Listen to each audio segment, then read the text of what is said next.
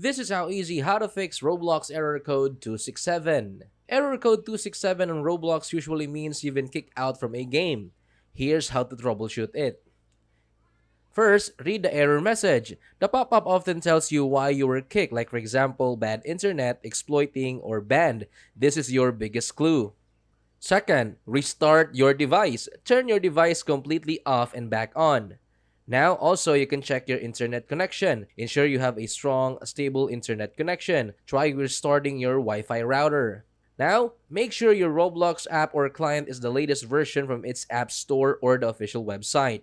You can also uninstall the app completely, then download and reinstall it. This fixes corrupted files. And lastly, log out of your Roblox account, then log back in. If none of these fixes the problem, check Roblox server status.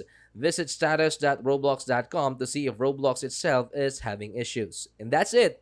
That's how you fix Roblox error code 267.